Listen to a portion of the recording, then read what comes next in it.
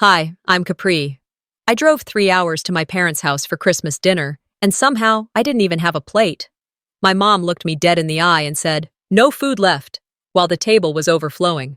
My sister laughed. My dad texted me later, "Rent due tomorrow." That night, something in me broke. Quietly. Not loud, not violent, just final. So I took one picture, 8 plates, one empty space, and when I sent it, the truth didn't just ruin dinner. It shattered their perfect family. But tell me, what would you have done if your family pretended you didn't exist? I pulled into the driveway just before sunset, the air in Dallas heavy with the cold smell of pine and baked sugar. The lights on my parents' porch blinked unevenly, like they were trying too hard to look cheerful. Through the window, I saw the same living room I'd known my whole life, same tinsel wrapped around the banister, same porcelain angels standing guard on the mantel. For a second, I told myself that maybe, just maybe, this year would be different. Inside, laughter floated from the kitchen. Lyora's voice, loud, confident, carried over the clatter of silverware. "Oh, Mom, the roast looks perfect this year," she said, and Vera laughed her short, tight laugh, the one that sounded like she was agreeing with herself. I set my coat on the hanger, wiped my shoes on the mat, and stepped in with a smile that felt practiced. "Capri, you made it," Mom said, glancing at the clock. "We were starting to think you'd skip again." "I drove in from Austin," I said lightly. "Traffic on I-35 was bad." Lyora turned, eyes scanning my outfit before she smiled. "Cute coat," she said, her voice honeyed. "You always go for that minimalist look. So, modern." I caught the tone underneath, half compliment, half reminder that I'd never quite matched their style. "Dad," Silas grunted from the recliner, eyes on the TV where a football game still played muted under the hum of conversation. Isolde gave me a small nod from across the room, half smile, half apology. I'd always appreciated that about her. She didn't speak much, but she understood the weather in a room. Dinner was called 15 minutes later. The table looked like a magazine spread, linen napkins folded into triangles, gold-rimmed plates reflecting candlelight. I reached for a seat, but before I could, Mom pointed down the table. "You can sit there, honey," she said. The spot was wedged between the back door and the trash bin, the smell of pine cleaner faint but constant. I blinked, thinking maybe she was joking. "Can we swap? It's a little drafty here." Vera didn't look up from arranging the turkey. "Let's not start drama, Capri. Just sit, it's fine." So I did. The chair wobbled slightly, one leg shorter than the rest. Every scrape of silverware echoed louder from that end. It wasn't just cold, it was distance made visible. Conversations swirled above me like music I couldn't quite hear. Leora talked about her new sponsorship deal, the trip to Colorado they were planning for New Year's. Isolde mentioned her students, the way they still believed in Santa. Mom beamed. Dad nodded along. When the food was passed, it skipped my direction. Bowls moved from one hand to the next, stopping short before reaching me. I waited, smiling politely, thinking someone would notice. No one did. "Mom," I said softly after a few minutes, "I think I'm missing a place setting." She carved another slice of turkey and said without looking up, "There's no food left." The words landed heavier than they should have.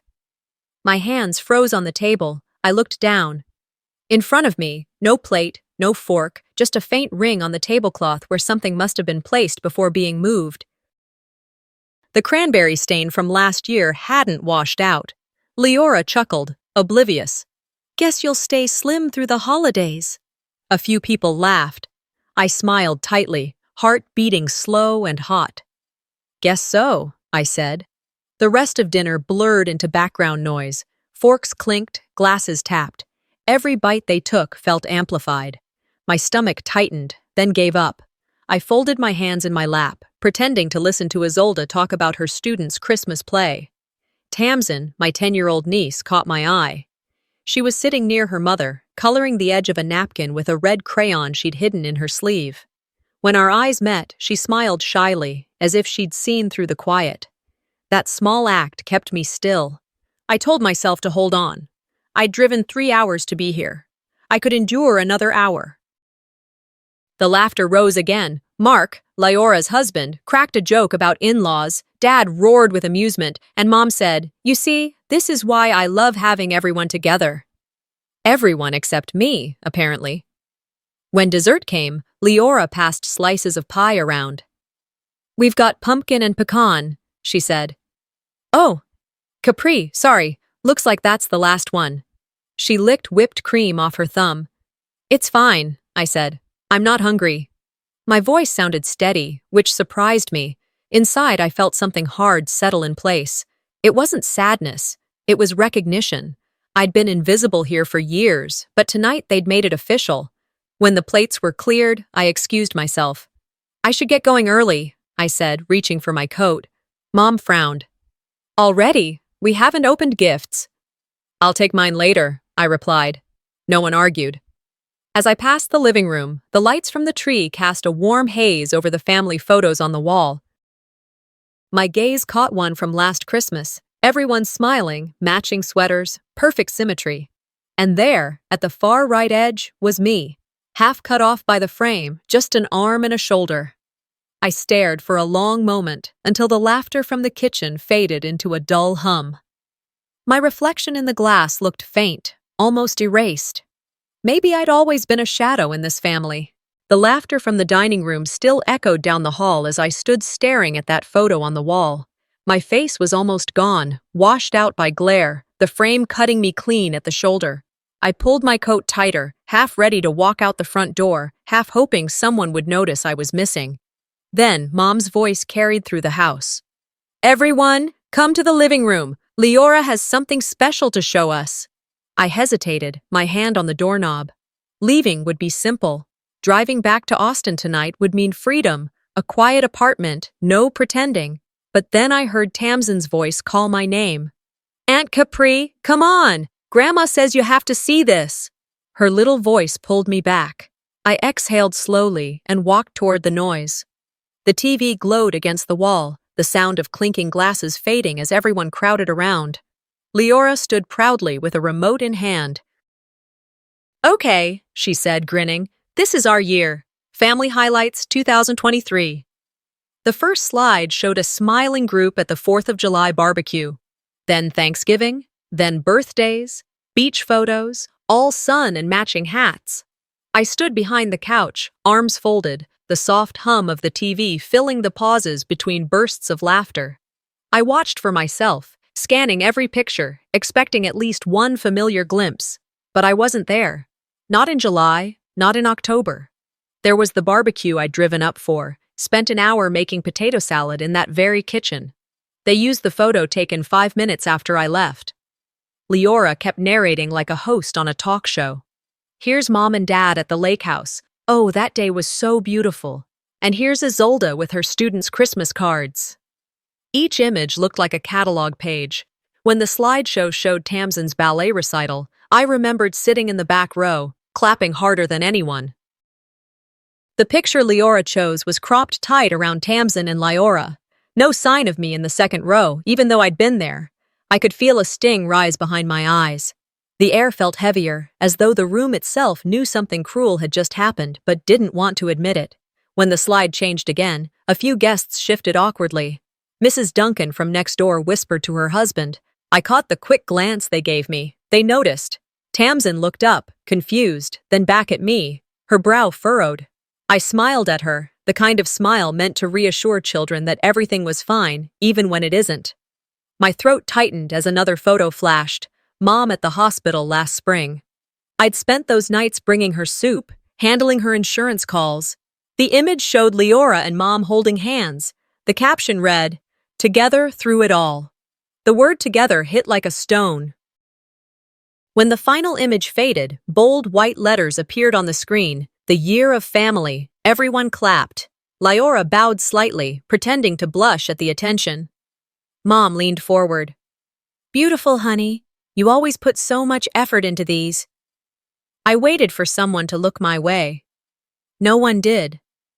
The clapping stopped, and the silence that followed was sharper than any shout. "Wasn't I at Thanksgiving?" I asked quietly. The room stilled. Leora blinked. Oh, I think some files got corrupted. Her tone was sweet, dismissive.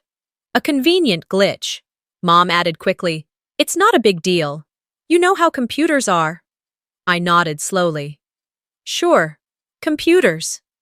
The conversation jumped to something else before I could respond. Dessert, maybe. I barely heard them. I stepped back, letting the chatter fade into a buzz. The hallway was dim, the only light spilling from the Christmas tree blinking through the doorway. I slipped out of the room, letting the sound of laughter dissolve behind me. My chest felt tight, as if the air itself had turned to glass. Halfway up the stairs, I stopped. Another framed photo hung above the landing. Last Easter, the whole family lined up in front of the house. The glare from the overhead light split the picture across my face. My siblings stood in the center, bright and sharp. I was turned slightly, blurred, like an afterthought the camera almost missed. I sank down onto the steps, phone in hand. My fingers hovered over the screen without purpose. The timeline of being forgotten played out in my head. School plays with an empty seat where Mom should have been. Birthdays spent waiting for calls that came days late. The money I'd sent every month to help with the mortgage, but was never acknowledged. It wasn't new. Tonight just gave it a spotlight. I scrolled through old messages on my phone, bank transfers, short thank yous that read more like invoices paid. Thanks, we'll pay you back soon. They never did. I had accepted those silences because I thought love meant patience, but patience had turned me invisible. Downstairs, the laughter swelled again. Someone clinked a glass. "Let's do group selfies," Leora called. Mom's voice followed, bright and clear. "Make sure we get one with all the kids." A pause, then more laughter. I stared at the phone screen until my reflection stared back. "All the kids," I whispered. "They mean all of them, just not me." The house was still buzzing with laughter, but from where I sat on the staircase it sounded distant, almost like the echoes of a party happening somewhere I wasn't invited. I stayed there, hands resting on my knees, staring at the faint light spilling from the living room. My phone screen lit up, and without thinking, I scrolled back to an old photo album I hadn't opened in months. The first image that appeared stopped me cold. It was from last Christmas. I remembered that day clearly, how hopeful I'd been, how hard I'd tried to make something meaningful. I'd spent weeks designing a necklace for Mom. It wasn't just a piece of jewelry. I'd gone through her old notebooks, found a sentence she'd written when she was a teenager. "Love isn't loud, it's the hand that stays." I had it engraved onto a silver pendant. I imagined her eyes softening when she saw it, maybe remembering who she was before she became everyone else's caretaker. That morning, I'd wrapped it in gold tissue paper and written, "For Mom, from Capri," on the tag. When she opened it later, surrounded by family, her face lit up exactly the way I'd pictured. But then she gasped, looked straight at Leora and said, "Oh, sweetheart, this is perfect." My hands went numb. I opened my mouth, but before I could speak, Leora laughed lightly and said, "I knew you'd like it." No one corrected her, not Mom, not Dad, not me. I just sat there and swallowed the moment whole. It was easier than watching them look uncomfortable. I closed the photo app and rubbed my temples. Some hurts don't fade, they just wait for another chance to surface. Tonight was that chance. Downstairs, someone turned up the TV volume. The sound of canned laughter filled the space between the real kind. I checked the time, barely 8. I had promised myself I'd stay until dessert. Then I remembered another sting from earlier this month. It was the first week of December. Tamsin had mentioned the family Christmas plan group chat. She was excited, showing me the thread full of emojis and potluck lists. My name wasn't there. I figured it was an oversight, so I asked Mom about it. She smiled, not looking up from her phone. "Oh, you're so busy, darling. I didn't want to bother you." 2 days later, while Tamsin sat next to me watching cartoons, a preview banner popped up on her screen. "Let's not invite her. She makes everything tense." My stomach dropped. I didn't ask who wrote it. I didn't have to. Back on the stairs tonight, I replayed that moment and felt the same slow ache behind my ribs. These weren't isolated slights.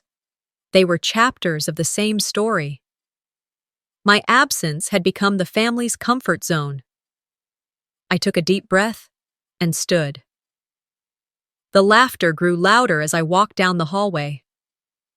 Every step felt deliberate, measured. I wasn't angry. I was awake. When I reached the kitchen doorway, I paused.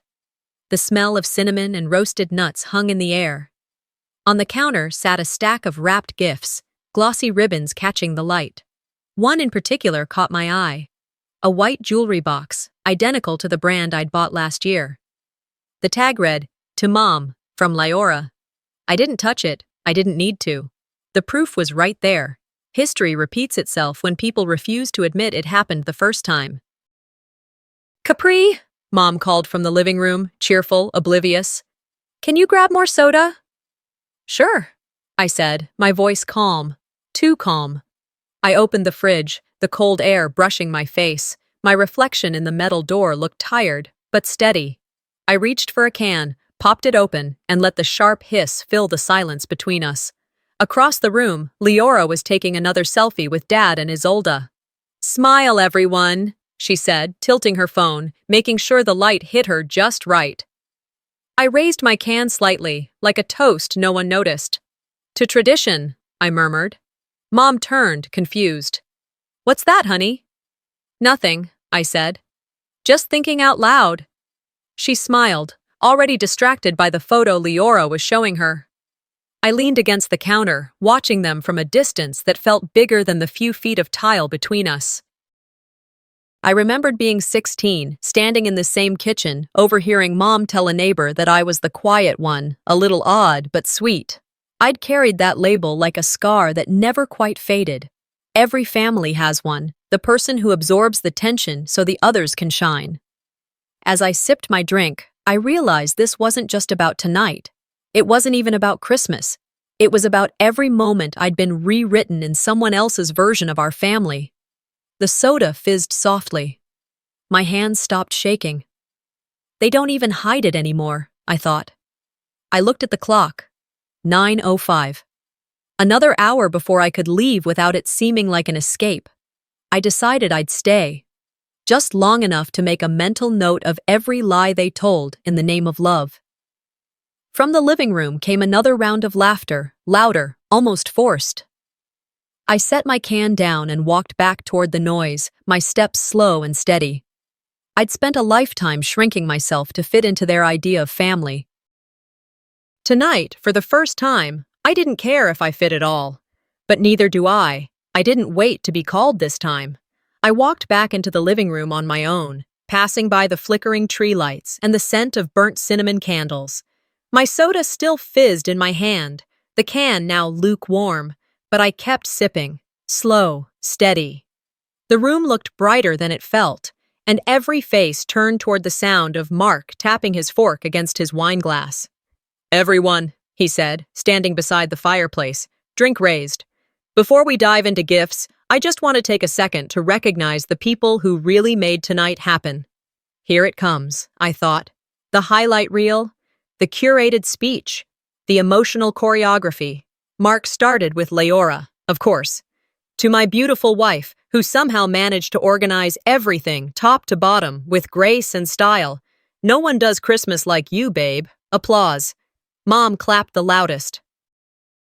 "And to Isolde," he continued, "those centerpieces you arranged are Pinterest-level genius. I swear, it's like walking into a Hallmark set." More nods, smiles.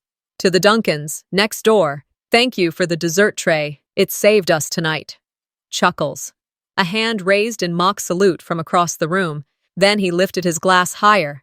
"And to Vera, our rock, the heart of this home, the one who taught us what it means to show up for family." I didn't move. "And of course," Mark added, looking over at Silas, who barely looked up from his recliner, "Dad, for being present. Sometimes just being there is enough, right?" Everyone laughed again. I waited. I listened. I braced. That was it. No mention of me. Not even a token acknowledgement. I glanced over at Vera. Her eyes were shiny with pride, cheeks flushed from wine and attention. She didn't glance my way, didn't pause, didn't blink, not even when I stared right at her. It wasn't an oversight. It never was. The room relaxed as Mark raised his glass and everyone toasted. Then he sat back down next to Leora, who leaned into him with a smug smile like she'd just hosted an awards ceremony. Mark turned to me suddenly, voice loud enough to carry. "Still in that little studio in Austin, Capri?" The words hit like gravel under bare feet. I kept my expression even. Before I could answer, Leora chimed in. "Capri's all about that minimalist lifestyle now. Less is more, right?"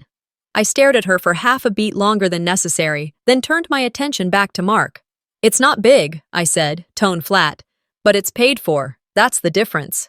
He raised his brows like he was impressed, but I caught the twitch of mockery in his mouth. Leora laughed again, light and rehearsed. "Oh, come on, Capri. Don't be so sensitive." I took another sip from the can, let the silence fill the space they weren't expecting. "I'm not trying to be the center," I said finally, "but I'm done being cropped out." That silenced her. For a moment, even the air seemed to stop moving. Across the room, Isolde sat quietly near the window, her eyes meeting mine briefly before she looked away. She knew. She always had. I stepped forward, past the coffee table littered with napkins and half-empty wine glasses, and stopped in front of Vera. "I came tonight hoping to feel like I was part of something," I said quietly, but loud enough for the room to hear. And all I've felt is forgotten." Her wine glass paused mid-air. "Capri," she began, soft, dismissive. "I won't ask again," I cut in, calmly. "I won't beg to be seen by people who only remember me when they need a transfer to cover the mortgage or help with a hospital bill." Vera blinked. "That's not fair." "I know it's not," I said, cutting her off again, but not raising my voice. "But it's honest." I didn't wait for a response. There wouldn't be one. Not tonight. Maybe not ever. The room was quiet now. No more jokes. No one offering up a half-hearted attempt at smoothing things over. The silence felt like an admission. I turned, walked to the front door, then paused. The cold air had seeped into the corners of the house, wrapping around my ankles as if daring me to step out completely. Instead, I stepped out the back door. I needed air, not exit, just for now. Outside, the Texas night was cold, but not bitter. The stars above looked like they didn't belong to this family either. I stood on the porch, staring at my reflection in the dark kitchen window. Behind the glass, I saw flickers of movement. Vera pouring more wine, Mark whispering something to Leora, Tamsin curling up on the carpet, her back turned to the chaos of adults. I pulled my phone from my pocket and opened a new note. One word. Boundary. Not a wall, not yet, but a marker. A line I wouldn't let them cross again. The cold air from outside still clung to my coat when I stepped back in. I could hear them laughing from the living room again. The sound hit me differently now, like a soundtrack from a life that wasn't mine anymore. They had already started the annual Christmas questions game, the one Mom loved because it kept everyone bonded. I stood in the doorway long enough for someone to notice, but no one did. Tamsin, sitting cross-legged on the rug, read from the pile of index cards. "Okay, next one," she announced proudly. Her voice made me smile despite everything. "Who does Grandma love the most?" A moment of silence. Then the laughter began. Not cruel laughter, not exactly. It was easy, familiar, practiced. Leora raised her hand in mock pride. "Oh, come on, that's too easy." "Leora!" everyone shouted together. Vera didn't correct them. She didn't even look embarrassed. She just smiled, that faintly pleased smirk people get when the truth works in their favor. I felt my stomach twist. I forced my lips into what I hoped looked like amusement, clapping along softly. "Yeah," I said under my breath.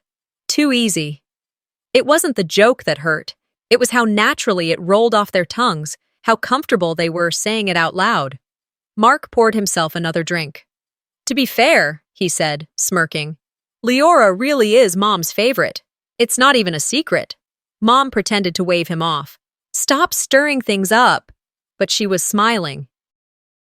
Tamsin glanced at me, puzzled. Her face looked just like Leora's had at that age, open, kind, and unsure how to process cruelty when it comes wrapped in laughter. I caught her eye and shook my head gently, mouthing, "It's okay."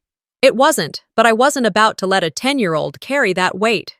I slipped quietly toward the kitchen. I told myself I was just going to grab some water, but really, I needed distance.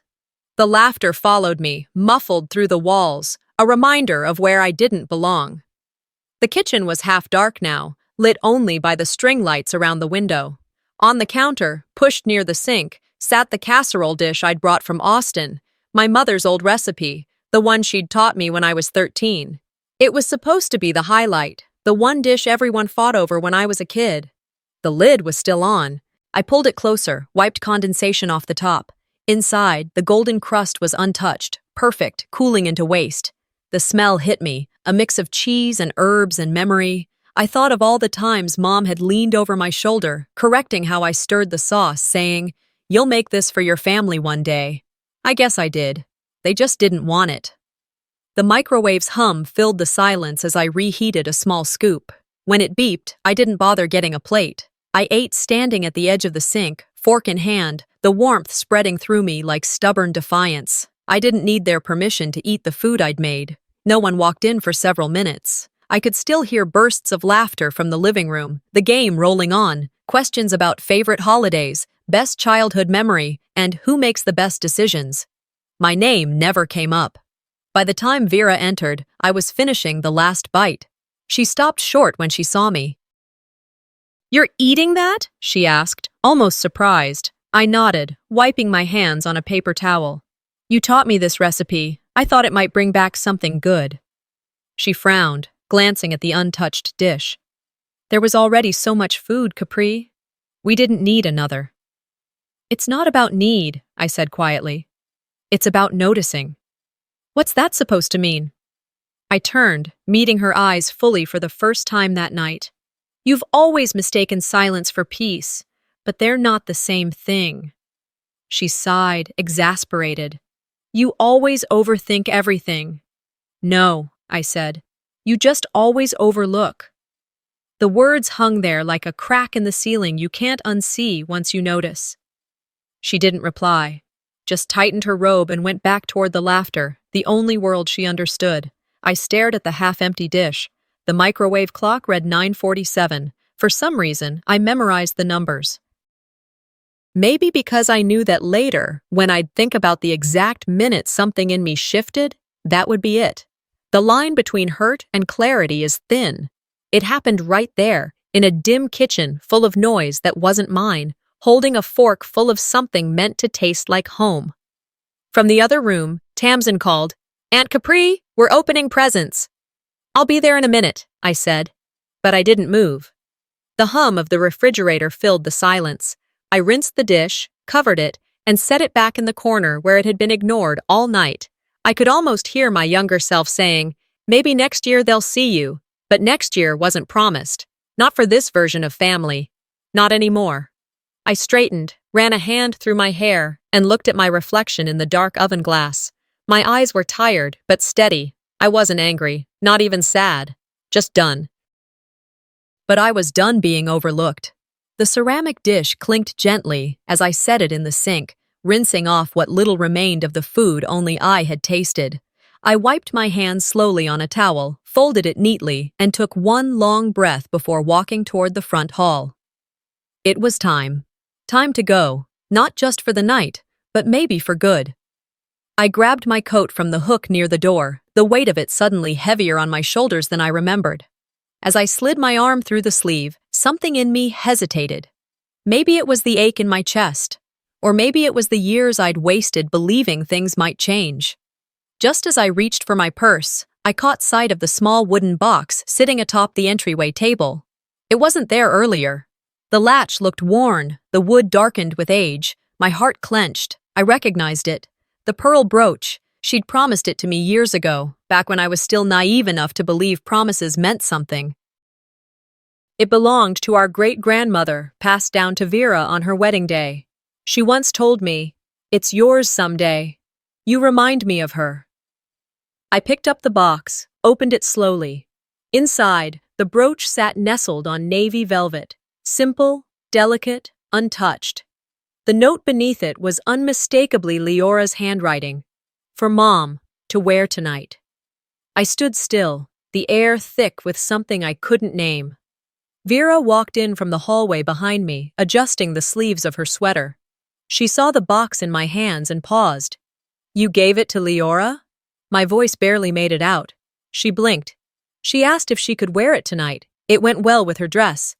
"You said it was mine."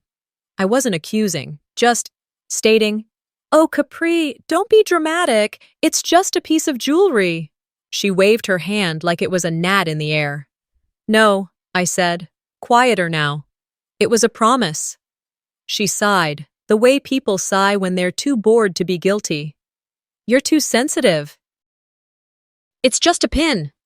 I nodded, my fingers closing the lid with care.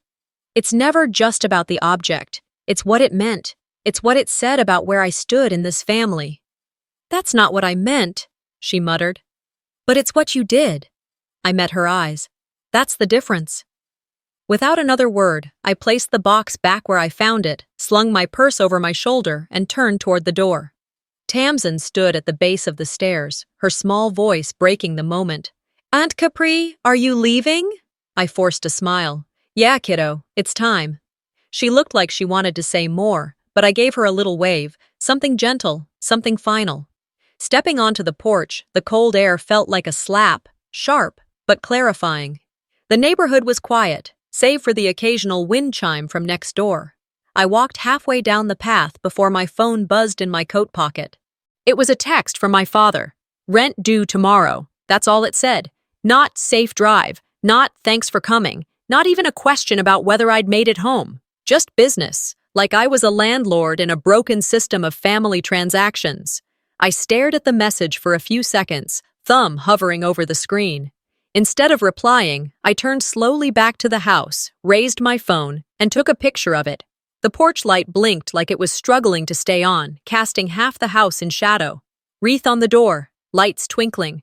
Everything picture perfect if you didn't look too closely.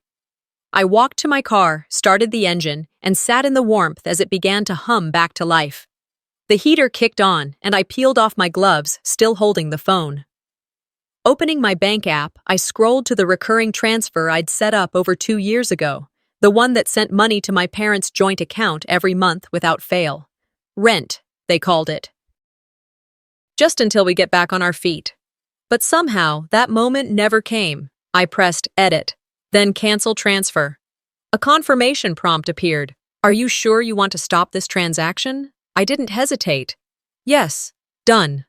My hands trembled, not with fear, but with something close to relief. Not spite, not revenge, just closure. The heater filled the silence. I opened my photo gallery, scrolled past selfies and screenshots, until I found the one from earlier that evening. The dinner table, 8 plates, full of food, polished silverware, laughter caught mid-frame, and in the corner of the shot, my seat, empty, no plate, no napkin, just a faint stain on the tablecloth. A ghost place, if there ever was one. A perfect snapshot of my place in the family, a perfect metaphor for everything I had swallowed. I stared at it until my eyes blurred, not from tears, but from the weight of clarity. I saved the photo in a locked album, not for revenge, not to post. Not yet, but because I knew. The truth needed to be kept somewhere, and sometimes all it takes is one picture to tell the whole story. I looked out the windshield. The house behind me was still. Inside, they were probably passing gifts, toasting, pretending everything was warm and whole. But I was outside now, watching from a distance, and for the first time, I didn't feel the urge to knock and re-enter. I had the evidence. Now it was time to let them see it. The drive back to my apartment was quiet. I didn't turn on the radio. The silence was sharper than sound, filling every corner of the car as if to remind me I was alone, but finally free. The night sky above Austin had already faded into that early morning blue, the kind that makes you wonder if you slept at all or just existed through the darkness. I walked into the apartment still wearing my coat, dropped my keys on the kitchen counter, and collapsed onto the couch. The room smelled faintly of lavender and old books. Mine, not theirs. This was my space. No curated lights, no plastic smiles. I didn't take my shoes off. I just sat there, the glow of my phone screen lighting my face in the dimness. I opened the family group chat. It had taken Tamsin accidentally showing it to me weeks ago for me to realize just how many conversations happened without me. And tonight, I didn't care that I hadn't been invited in. I was walking in anyway. The photo I had taken earlier glared back at me from the screen. 8 plates, stacked food, wine glasses, and the far corner, my chair, no setting, no napkin, no one looking in my direction. The caption I typed was short. This is all you need to know about where I belong. I hit send, then I locked the phone and tossed it onto the cushion beside me. It didn't take long. First came Vera, 3 crying face emojis. That was it. No words, no acknowledgement. Just an emotional performance in pictographs. Then Leora, Capri, this is unfair and out of context. You're making a moment into something it wasn't. I stared at the message, not even surprised. Of course, for her, every uncomfortable truth was just an overreaction. Next, Dad. Focus on what matters. Rent due. I laughed. Not loudly, not bitterly. Just softly. That text summarized everything. A child turns their pain into words, and a parent replies with a bill. But what I didn't expect came a few minutes later. Isolde. She's right. I saw it too. I sat up. The message was followed by nothing. No defense, no elaborate apology. Just a sentence. Simple. Quiet. But real. I didn't respond. I didn't need to. The next morning, around 9 a.m., I opened the door to find a legal envelope on the welcome mat. My name handwritten across the front. No return address. Inside were 2 things. A letter from the lawyer I'd used 3 years ago when I helped Dad refinance the house, and a copy of a new will signed last week. I recognized the format, the signature lines, the legal wording, but one line stood out in cold, bold type. Capri Ray Morrison, no longer listed among beneficiaries. My throat tightened, but I didn't cry. I walked to my desk, pulled out my laptop, and opened the folder labeled Estate Docs. There it was. PDF saved 3 years ago, named Dadwill Original.pdf. My name was there. 1/3, equal share with Leora and Isolde. Back then, he'd told me, "This is fair. You've always been dependable. I know I can count on you." I guess that changed. I looked at the envelope again, postmarked a week ago, meaning they filed this before I even showed up for Christmas dinner, before the missing plate, before the brooch, before the text. They'd already erased me. Everything else was just the performance of pretending I still existed in their structure. I called the lawyer. He remembered me. "Looks like someone submitted a new version a few days ago," he said. "But the paperwork's incomplete. We never got your consent signature." "So it's not finalized?" "Technically, it's filed, but if you challenge it, it'll stall. And based on the original, you have a case." I thanked him, ended the call, and sat in silence. The betrayal didn't sting the way I thought it would.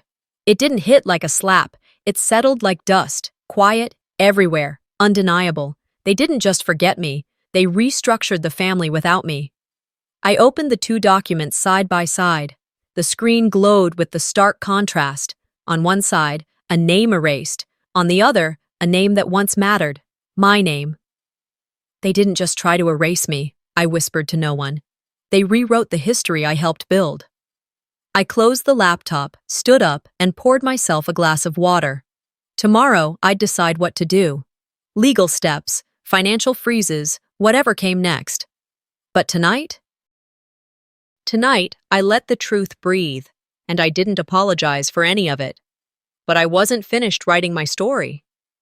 The morning came slow, like the world itself was hesitant to wake. The faint winter sun leaked through the blinds, cutting across the mess of papers and half-empty coffee cups on my table. I sat there, still in yesterday's clothes, the same coat draped around me like armor. The 2 versions of the will were open on my laptop, but I wasn't looking at them anymore.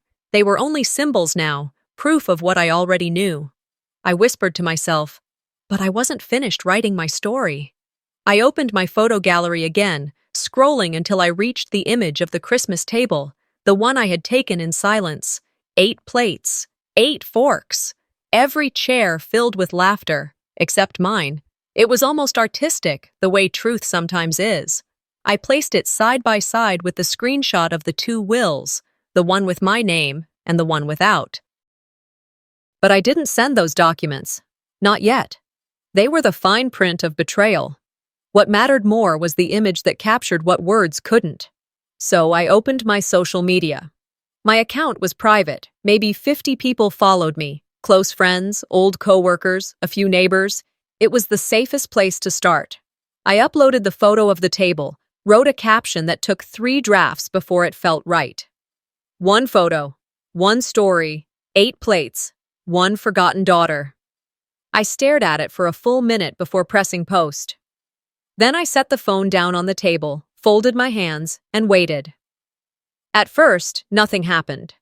Just the quiet hum of the refrigerator, the faint rumble of a car outside. I brewed a fresh pot of coffee, poured it into a chipped mug, and sat by the window. The air smelled like wet asphalt from the night's rain. By the time I took my second sip, my phone buzzed. Once, then again, then over and over. Notifications rolled in faster than I could read them. Messages, comments, tags. I've been that daughter. Family isn't always blood. This broke me. The post spread like wildfire through something I hadn't expected, the quiet recognition of strangers. People started sharing it, stitching their own words onto it. Someone wrote, "The empty plate says everything." Another, "I can't believe how familiar this feels." Within an hour, a lifestyle blog picked it up. They titled it, "The Empty Chair That Spoke for Millions." By noon, the photo had reached people I'd never met. Mothers estranged from daughters, sons forgotten by siblings, families pretending unity while bleeding silence behind closed doors. Then came the texts. Leora first. "Capri, delete it now. You're humiliating us." I didn't respond. Then Vera. She called twice, 3 times, her name flashing across the screen. I let it ring. A new message appeared from Dad. Short, predictable. "You've ruined this family." I typed slowly. I didn't ruin anything. I revealed it. Then I hit send. For the first time, silence on their end felt like victory. As the day faded into evening, the adrenaline ebbed. I turned off notifications, closed the blinds, and finally allowed myself to exhale. The kind of breath you don't realize you've been holding for years. I made tea, chamomile, the kind Mom used to make when I was sick. The irony wasn't lost on me. The kettle hissed as the water boiled. I poured it into my favorite cup, the one that said, "Do no harm, but take no nonsense." When I sat back down, I saw a message waiting in my inbox. It was from Isolde. "I'm sorry. I knew. I didn't speak up. I was scared too." I stared at it for a long time, then I typed back. Then stop being scared. No lecture, no guilt, just permission. That night, as the city lights shimmered faintly through my window, I realized how freeing truth could be. Not the loud kind shouted through doors, but the quiet version that doesn't need approval to exist. Around midnight, another notification pinged. A message request from someone I didn't know. It was from a podcast host, a woman named Delaney, who ran a show about real family stories. She'd seen the post, wanted to talk. "We'd like to share your story on our next episode," she wrote. "No names, no photos, just your words. Would that be okay?" I read it twice before replying. "No names," I wrote. "Just the truth." Because truth doesn't need a name. It just needs to be seen. The first rays of the new year crept over the horizon like a quiet guest arriving too early, unsure if they were welcome, but slipping in anyway. I sat alone on my small balcony, legs curled beneath me, a chipped ceramic coffee mug warming both hands. The steam rose slowly, dissolving into the cold Austin morning. All around me, the city stirred. Streetlights blinked off. Delivery trucks began their rounds, but it was still quiet enough to hear the rustle of leaves in the neighbor's tree and the low murmur of life turning the page. My phone sat face down on the patio table beside me, untouched, silent. No new calls, no unread messages, nothing blinking for my attention. Not anymore. Everything had changed since the photo. It had started as a single vulnerable moment, one snapshot posted into the world without filters or apologies. I hadn't expected it to gain traction, but somehow it had struck a nerve, uncovering fractures that many were still pretending didn't exist. The post was still out there, making slow, steady rounds through timelines and inboxes. The flood had turned to a trickle, but every so often, another notification would appear, another message would arrive. Most of them weren't from people I knew. They were from strangers, people from all walks of life carrying invisible grief, mothers who hadn't spoken to their daughters in years, fathers left out of family photos, sons disinvited from funerals, sisters whose last words were shouted across slammed doors. People I'd never met wrote to me as if I had unlocked something long buried, as if the photograph had given their silence permission to scream. I read their words carefully, holding each one like a small offering. I rarely replied. It wasn't about attention, after all. It wasn't about building a following or sharing trauma for validation. It was about truth, and truth, I had come to realize, doesn't require permission or approval to exist. It just is. And the silence from my family, that had become the loudest sound in my life. Even Isolde, who had once managed a brief flicker of courage, had since returned to the familiar comfort of distance. No more messages, no quiet thinking of you check-ins, just nothing. I often wondered if she regretted speaking up at all, or if she simply found the weight of her words too heavy to continue carrying. Maybe it was both. But I wasn't angry. There's a strange peace that comes when you stop expecting apologies, a kind of stillness. You no longer wait for a knock that may never come. You stop writing imaginary letters in your head that begin with "Dear Mom" and end with "Why wasn't I ever enough?" Instead, you simply clean. Not the frantic, obsessive scrubbing I used to do when company was expected, back when spotless counters were supposed to mean, "I'm doing just fine." No, this was different. This cleaning was slow, thoughtful, intentional. It became its own kind of ceremony.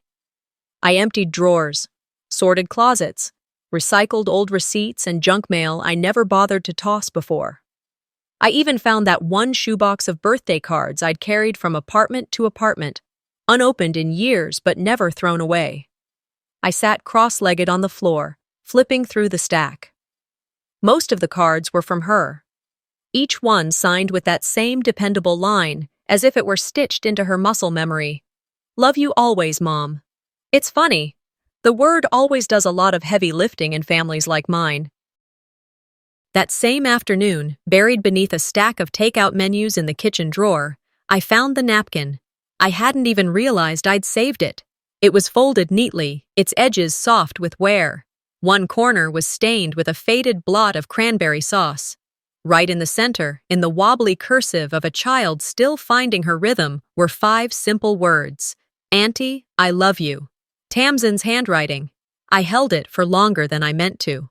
Somehow, despite the days that had passed, I swore I could still feel the pressure of her small fingers, pressing it gently into my palm that Christmas night. That little napkin, crease lines and all, reminded me of something I often forgot. I wasn't invisible, not to her, and more importantly, not to myself. Later, as the afternoon sun dipped behind the skyline, I took a walk.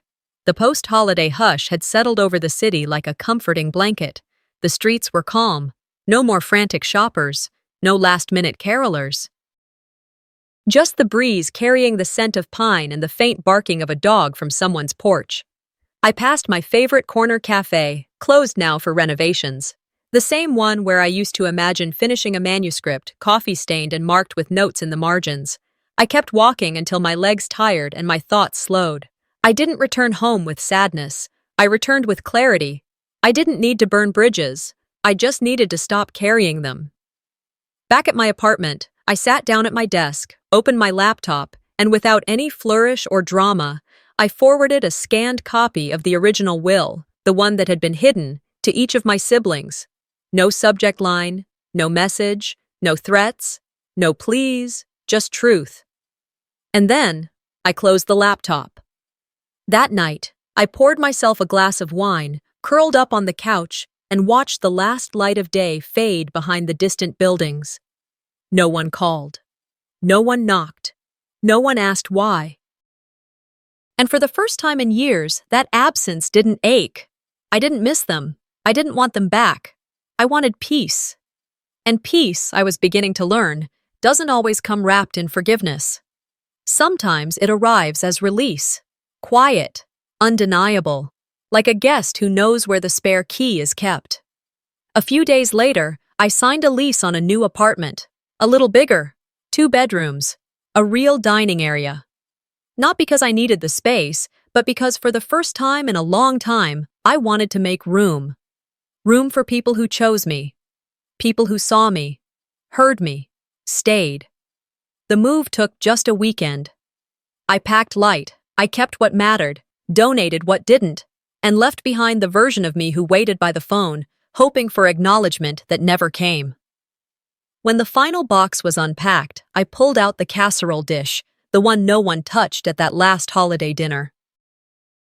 The one that used to symbolize everything I gave without being asked and everything they refused without even looking.